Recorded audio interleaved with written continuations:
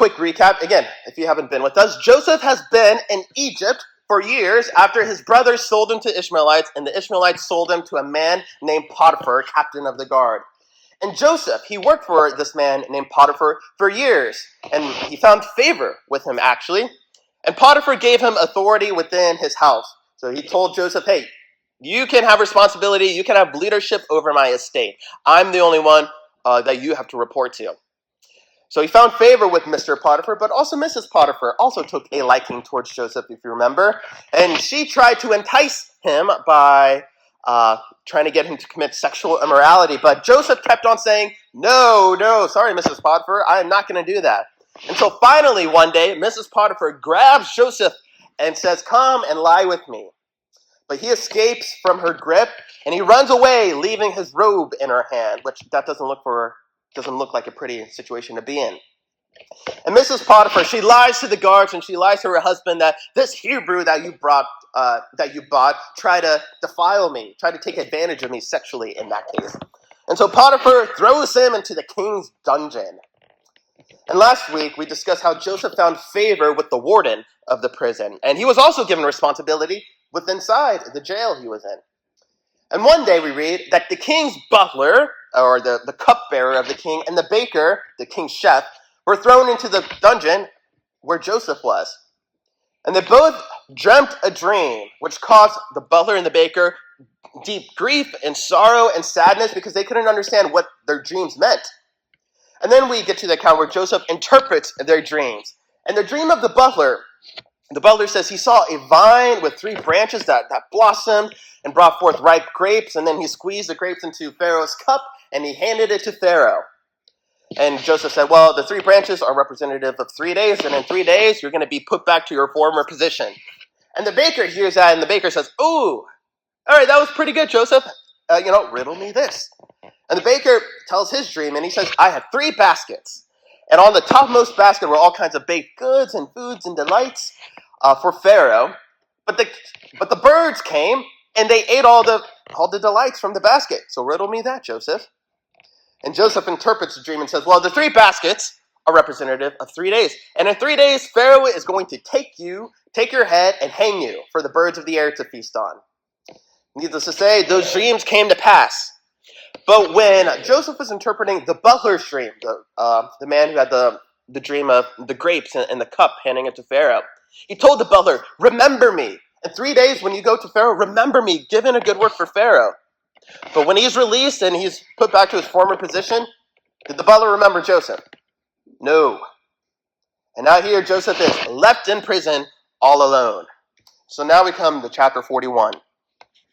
Starting in verse 1. Then it came to pass at the end of 2 full years that Pharaoh had a dream. And behold, he stood by the river. Suddenly there came up out of the river 7 cows, fine looking and fat. And they fed in the meadow.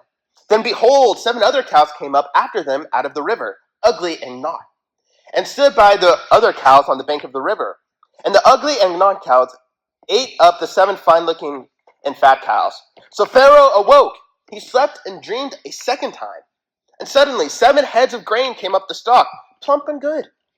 Then behold, 7 thin heads, blighted by the east wind, sprang up after them. And the 7 thin heads devoured the 7 plump and full heads. So Pharaoh awoke, and indeed it was a dream. Now it came to pass in the morning that his spirit was troubled, and he sent and called for the magicians of Egypt and all its wise men. And Pharaoh told them his dreams, but there was no one who can interpret them for Pharaoh. So, since the account of Joseph interpreting the dreams of the cupbearer and the chef, it's been 2 full years. So you can imagine Joseph, hey, cupbearer, remember me. And then maybe he's in prison, he's writing those marks, that you do. 1, 2, 3, 4. All right, 5. It's been 5 days. It's been 10 days. It's been a month. It's been half a year. Now it's been a year. Now it's been 2 years. And after 2 years, we read about Pharaoh. And Pharaoh had a dream of his own, very much like the butler and the baker. Let's talk about Pharaoh for a little bit. Well, in the ancient Egyptian culture, Pharaoh was the title means the great house. That's what Pharaoh means. So Pharaoh wasn't his name. Very much like Donald Trump. His name is not president. That's just his title. And Pharaoh was much like a title for the ruler of this day. As you probably know, Pharaoh, he held absolute political, military, and religious power over Egypt. By the way, Egypt was the superpower of the day, very much like, the United States is today, or China, pick your poison. And the Egyptian people believed that Pharaoh was the earthly embodiment of a god, the god of the sky. And when Pharaoh would die, he would become the god of the dead. And many pharaohs, I thought this was quite interesting, many pharaohs were apparently overweight, and a lot of them struggled with dental issues and diabetes because of their diet. They had a high diet of sugar and honey and even beer and bread, so they weren't the most healthiest of people back in the day. And to protect themselves from, as you can see some of the pictures there, or illustrations, to protect themselves from the Egyptian heat, the African heat, and from biting insects as well, pharaohs would often shave their heads. So Egyptians were, most of the time, they were bald. And they would oftentimes wear elaborate wigs, as you can see on the screen. And both male and female rulers, they wore black eyeliner. So if you've seen like the movies of Egyptians, they typically have that black eyeliner. So the sun, or the sun's glare would be reduced, very much like how football players, they'll put black underneath their eyes. So if the sun, the glare wouldn't be in their eyes as much. We'll read about this man named Pharaoh. And Pharaoh, he has a dream, and he's standing in the river. And then he sees 7 healthy cows. And they're eating, and the 7 unhealthy cows come out of the river. And they eat the 7 healthy cows. And he's startled. Maybe it was a nightmare. I don't think this was like a pleasant, lovely dream. I think it troubled him. So you can imagine it's a nightmare. And Pharaoh wakes up, and it's like, whoa, what was that? It's like, all right, man, it's just a dream. And he goes back to sleep, and he has another dream. And in this dream, he sees 7 bundles of grain come up, and then an east wind spraying up with 7 bundles of grain. And the 7 thin bundles of grain ate up the 7 healthy bundles. By the way, when we read about the east, is east good when you're reading the Bible? Typically, when you ever read about and they went east, or there's an east wind, it's almost never good. When the Lord casted out Adam and Eve, he casted them out toward the garden to the east, or in Genesis chapter 13, verse 11, when Lot was separating from his uncle Abraham, it says Lot went to east. Where was east? Sodom and Gomorrah. Or Jonah chapter 4, verse 8, the Lord sent a strong heat wind from the east. That's when Jonah wanted to faint, and he said, Lord, just kill me now. So when you read east in the Bible, your radar should go up. This is almost a never good sign. So Pharaoh has these dreams, and he awakes the next morning, and he's troubled over his dreams. And we read that the magicians and the wise men, they're called to interpret the dreams. Pharaoh, what's going on? I wonder if Pharaoh had this dream like consistently, like every night he was having this dream. It doesn't say. I'm just speculating here. But he calls the magicians. These were experts in the occult, dream interpretations, astronomy, and ritual magic. The wise men, think of like the intellects, the psychologists of the day. His counselors gave Pharaoh wisdom, hence their name. And it says no one could interpret the dream for Pharaoh. And we read, again, Pharaoh, he calls the best of the best. He calls the experts in astrology. He calls the experts in dream books and divinations. And yet, with all their knowledge, they drew a complete blank to their interpretation of the dream. Today versions, and we have, maybe it doesn't look exactly like it, but we have, people still use their horoscopes. I'm a Taurus, I'm a Scorpio, or tarot card reading, or fortune tellers. They look towards creation, like the animals or the stars in the skies, rather than looking to the Creator for an answer. And again, I'm not going to harp on this point, but I'll leave you with this. True interpretation and true guidance comes from the Lord. It doesn't come from the stars in the sky. It doesn't come from the animal entrails that you have to read. It doesn't come from your magic deck of cards. It doesn't come from human magic. Guidance and interpretation comes from the Lord. Colossians chapter 2, verse 8. Paul writes, don't let anyone capture you with empty philosophies and high-sounding nonsense that come from human thinking from the spiritual powers of this world, rather than from Christ. And we're going to go, again, it's a long chapter. Verse 9. Then the chief butler spoke to Pharaoh, saying, I remember my faults to this day. When Pharaoh was angry with the servants and put me in custody in the house of the captain of the guard, both me and the chief baker, we each had a dream in one night, he and I. Each of us dreamed according to the interpretation of his own dream. Now there was a young Hebrew man with us there, a servant of the captain of the guard. And we told him, and he interpreted our dreams for us. To each man he interpreted according to his own dream. And it came to pass, just as he interpreted for us. So it happened. He restored me to my office, and he hanged him. Now verse 14. Then Pharaoh sent and called Joseph. And they brought him quickly out of the dungeon, and he shaved, changed his clothing, and came to Pharaoh. And Pharaoh said to Joseph, I have had a dream, and there is no one who can interpret it. But I have heard it is said of you that you can understand a dream to interpret it. So Joseph answered Pharaoh, saying, It is not me. God will give Pharaoh an answer of peace. So after some time, again, Pharaoh is really struggling with the interpretation of the dream, the meaning of the dream, and he's starting to go insane. And after some time, we read the butler from the previous chapter. He comes and speaks to Pharaoh about his faults. You can imagine this. Pharaoh, can I talk to you? And Pharaoh's like, what did you do now? Last time we talked, I threw you into the dungeon. I need to talk to you.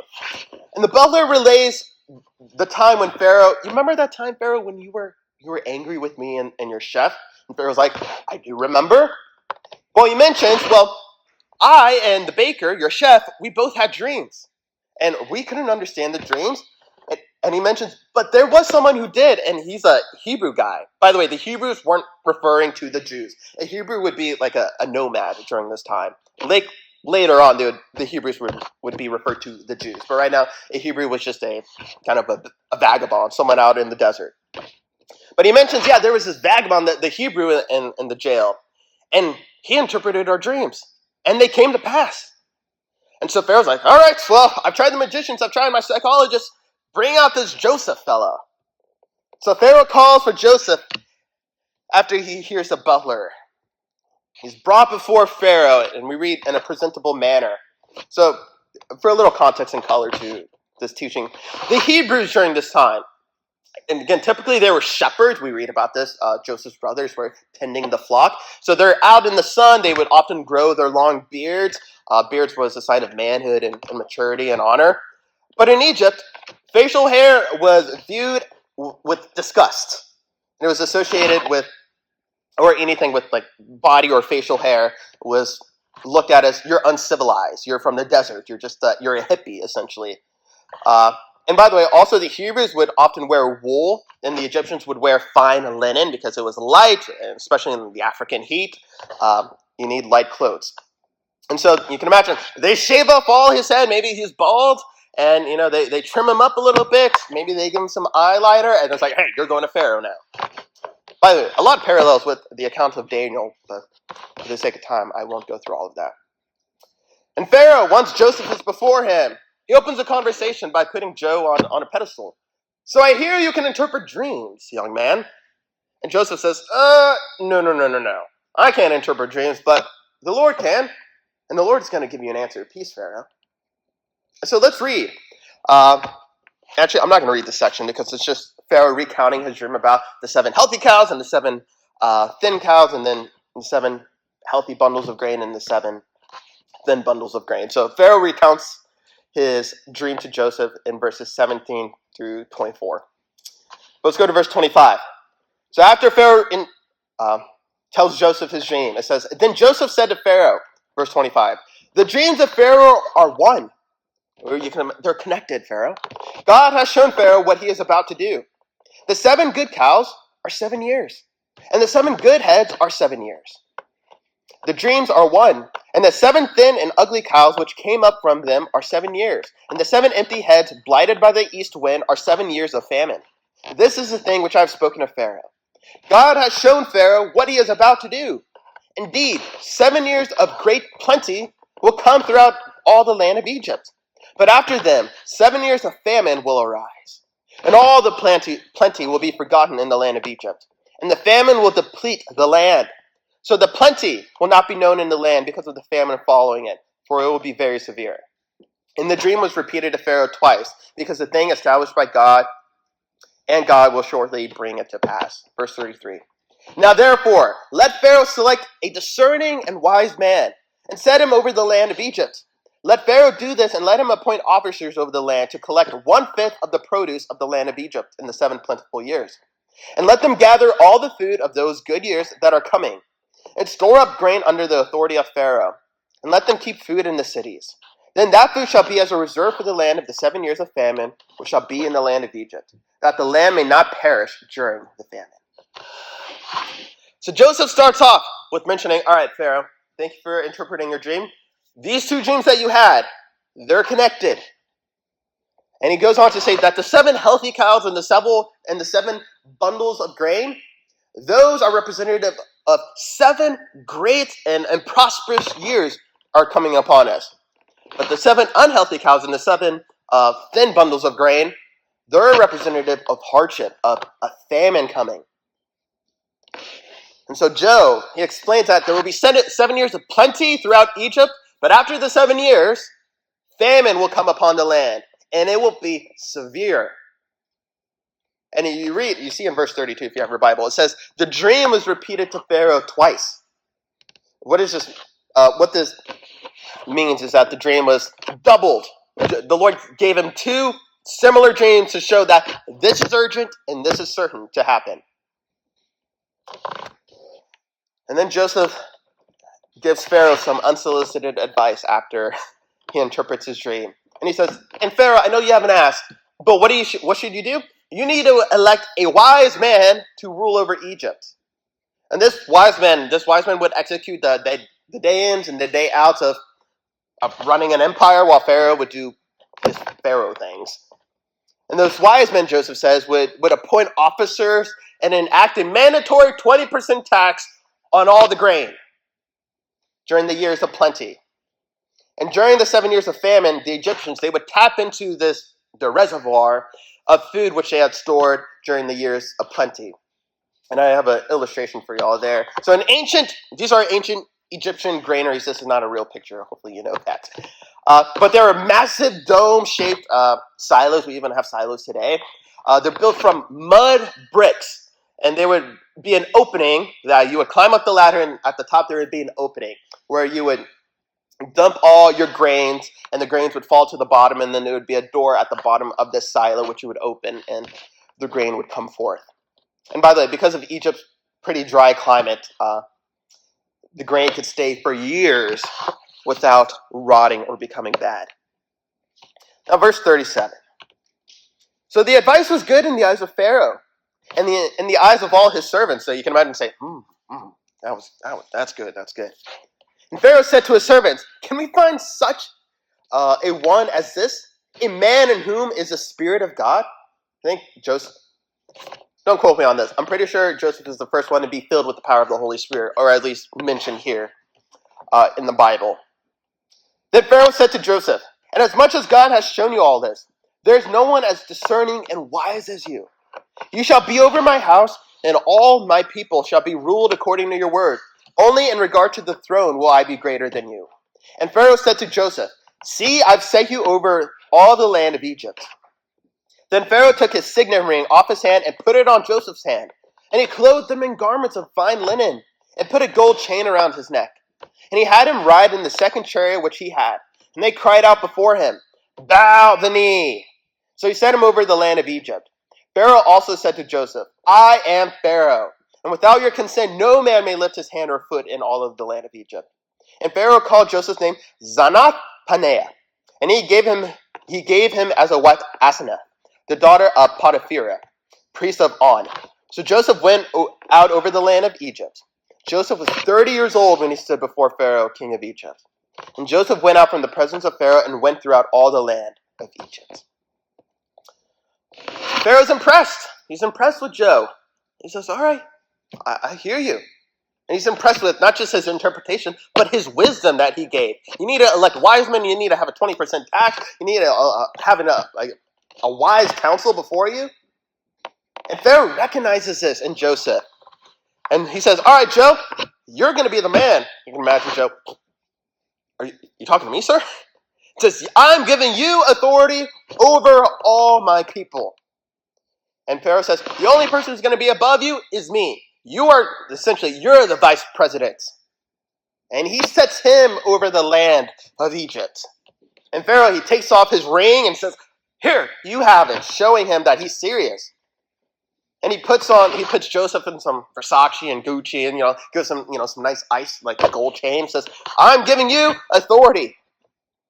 And he rides in Pharaoh's second chariot, and his escorts are crying out, "Bow before Joseph," or Zanath Paneah. Pharaoh gives him authority. He changes his name again. Joseph's new name, Zephanath Paneah. There's two interpretations of what this name could be I found interesting. It could be that his new name means the God speaks and he lives. This is most widely accepted. Others believe this name means the revealer of secrets or savior of the world. Again, based upon his role in solving the dream and stopping the famine. Or helping during the famine, I should say. And Joseph, he's also given a wife. He's given a little lady. Asenath, daughter of Potiphera. Her name means she belongs to Nith, which Nith is an Egyptian goddess, the goddess of war and hunting and creation. I really don't have time. But there's something quite interesting to Potiphera. People believe this could be Potiphar. Maybe you can ask me about it later, but for the sake of time, we're going to go on. Verse 47. Now in the 7 plentiful years, the ground brought forth abundantly. So he gathered up all the food of the 7 years, which were in the land of Egypt, and laid up the food in the cities. He laid up in every city the food of the fields which surrounded them. Joseph gathered very much grain as the sand of the sea, until he stopped counting, for it was immeasurable. And to Joseph were born 2 sons before the years of famine came, whom Asenath, the daughter of Potiphera, priest of On, bore to him. Joseph called the name of the firstborn Manasseh. For God has made me forget all my toil in all my father's house. And the name of the second one he called Ephraim. For God has called me, look at the title, to be fruitful in the land of my affliction. Then the 7 years of plenty, which were in the land of Egypt, ended. And the 7 years of famine began to come, as Joseph had said. The famine was in all the lands, but in the land of Egypt there was bread. So when all the land of Egypt was famished, the people cried out to Pharaoh for bread. Then Pharaoh said to all the Egyptians, "Go to Joseph, whatever he says to you, do." The famine was over the face of the earth, and Joseph opened all the storehouses and sold to the Egyptians. And the famine became severe in the land of Egypt. So all the countries came to Joseph in Egypt to buy grain, because the famine was severe in all the lands. So for 7 years, after Joseph was freed from prison, as he mentioned, there's an abundance of food in the land. And as Joseph said he would, he enacted a 1/5 tax of all the grain. And it came to the point where there was so much grain, he's like, all right, we're not even going to keep track. We'll keep doing it, but there's so much, we have an overwhelming abundance of grain. And we read that Joseph also had 2 sons, which were born to him during this time from his wife. Manasseh, and again, it says it in Scripture, it means, his name Manasseh means making to forget. He's made me forget about what I've gone through. Yeah, meaning that the Lord has healed the painful, I would say, emotional scars of his brother's betrayal and all the trauma of the years in prison, replacing bitterness with peace. The Lord's made me forget. And he had a second son called Ephraim, which means fruitful or double fruitfulness. Meaning, again, the Lord did not just help Joseph survive during his suffering, but he used the place of Joseph's suffering, of Joseph's greatest trials, being in Egypt, to bring forth the greatest prosperity and blessing and influence in his life. So after 7 years of plenty, the famine began. Year 8. However, because of Joseph's wisdom, Egypt had food. Again, they had taxed 20% of all the grain. And so there was food stored up for the people of Egypt in the world. And Joseph began distributing it to all the people.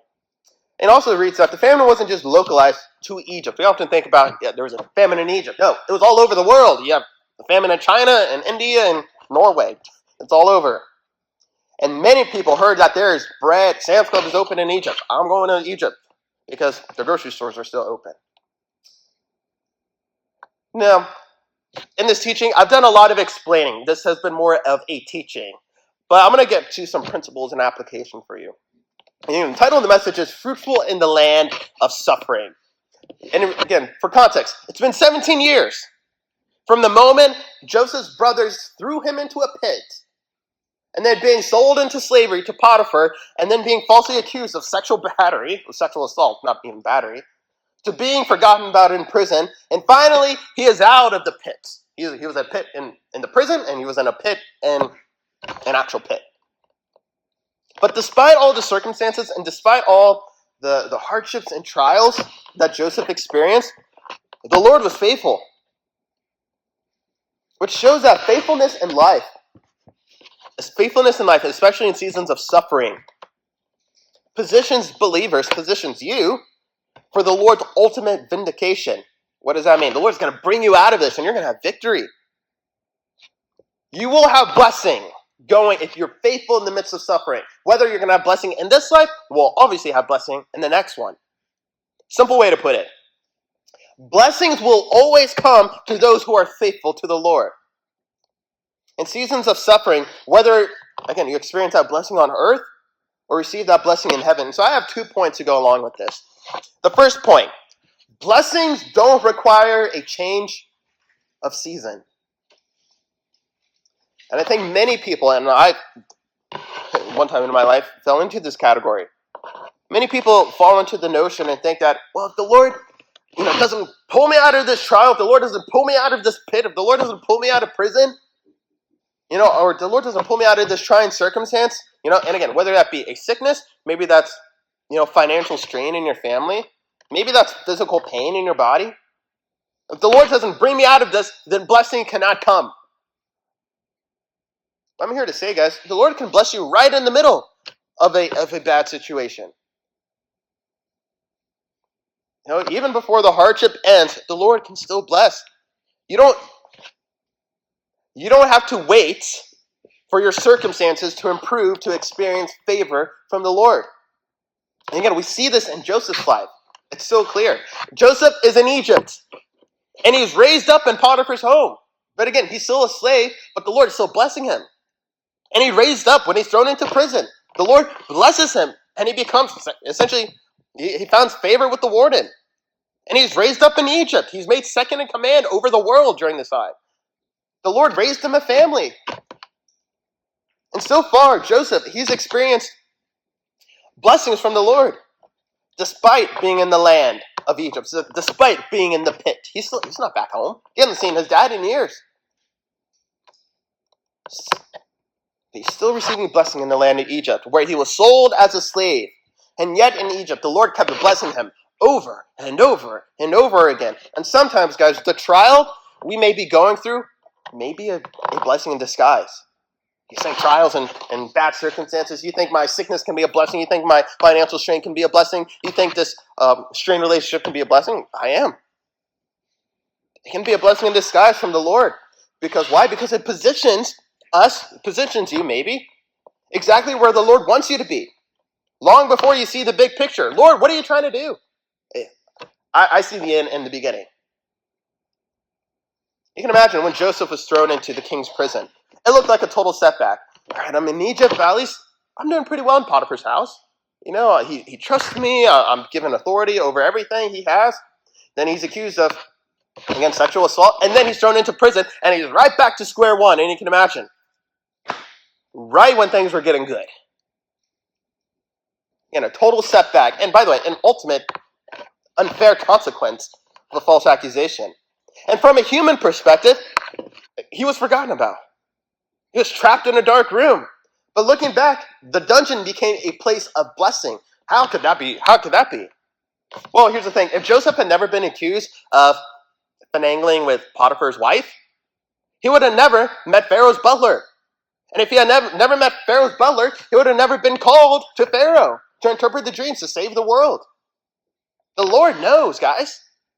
And the Lord, again, what's the point? The Lord does not need to change your location. The Lord doesn't need to change your job. The Lord doesn't need to change the numbers in your parents' bank account before he changes your condition. And many people, unfortunately, they spend their lives in a perpetual, when then. When this season ends, then I will be happy. When this trial passes, then I will serve God and get back into serving. Or when I get out of prison, then I will see the blessing. But as Joseph's life shows, God's favor, God's blessing is completely independent of external circumstances. My second point, my last point to this, is faithful suffering brings forth blessing. So the Lord doesn't need to change your location, your circumstance.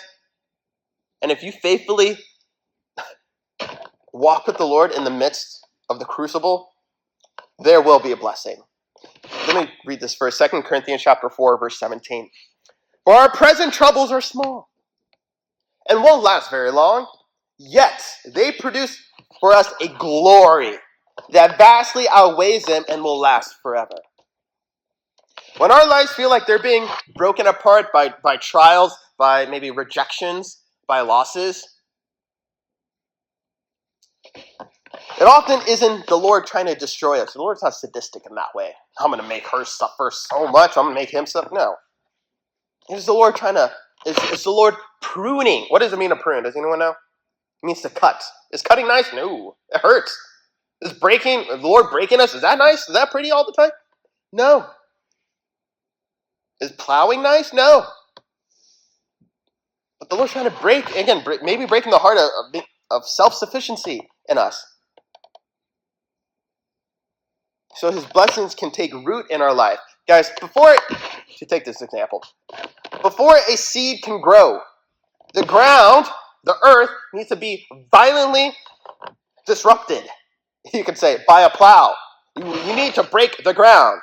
You need to break the dirt. And the plow feels like destruction sometimes. But to the farmer, I'm preparing you for something. And true fruitfulness, blessing, pick your poison, requires the breaking of you, breaking of your ego, maybe of your timeline. This is what I want to happen, or of your agenda. And because Joseph allowed himself to be broken rather than become bitter, his life became fertile soil for the Lord's ultimate plan. And through that very brokenness, the Lord brought to Joseph a beautiful wife, generational blessings from his two sons, Manasseh and Ephraim, and put him in a strategic position to save the world. And I think it is the reality that the modern day church, capital C church, not us specifically, wants to skip over, hardships. But the scriptures never hide it. We're explicitly called to the path of suffering. 1 Peter chapter 2, verse 21. For God called you to do good, even if it means suffering, just as Christ suffered for you. He is our example, and you must follow in his steps. And again, the Lord's not sadistic. He doesn't make you suffer because he delights in it. Ooh, I can't wait till she cries again. He calls us to do it because it is the only road that leads to Christ-like maturity. If you want to be like Christ, you must suffer. Well, if you want to follow me, pick up your cross and follow me. No cross, no crown. I want to receive a crown. You need to pick up your cross. If you don't pick up your cross, you're not getting a crown. You're not getting that blessing. Think of literally the example that Peter gives. Jesus didn't bypass suffering on the cross. I'm just not going to go through the cross to get the glory of resurrection. No, if he wanted to receive that glory of resurrection, he needed to die. And he endured the suffering. Because that was the avenue the Lord required for salvation of the world. By the way, maybe next teaching. Joseph's life is a typology, is a perfect parallel to the life of Jesus. Maybe you can study that in your devotions later this week. But again, he had been rejected by his brothers. Joseph had been stripped of his clothes, hidden away in a pit, bound in chains, before he was elevated in his life. So the question I want to ask y'all is, are you willing to suffer? Are you willing to suffer faithfully to the Lord? And know this, guys. If yes, hopefully your answer is yes, then it's never in vain. John chapter 12, verse 24. I tell you the truth, Jesus says, unless a kernel of wheat is planted in the soil and dies, it remains alone. But its death, its suffering, produced many kernels, many blessings, a plentiful harvest of new lives. So guys, keep your eyes on the ultimate promise. And keep reminding yourself habitually, daily, that your current suffering That your current faithful suffering is never in vain. Maybe Joseph had times where, what's the point? Why don't I just sin? Why don't I just fool around with Mrs. Potiphar? But there's a reward. You must die. And the reward is waiting on the other side. And again, it can be in this life, like Joseph, or it's definitely going to be in the next life. Your obedience will always outweigh the temporary pain you feel. Let me end with this verse and we'll pray. 1 Corinthians chapter 9, verse 24. Don't you realize, don't you get it? Well, Paul says, come on, you get this. Don't you realize that in a race, everyone runs, but only one person gets the prize. So what does Paul say? Run to win.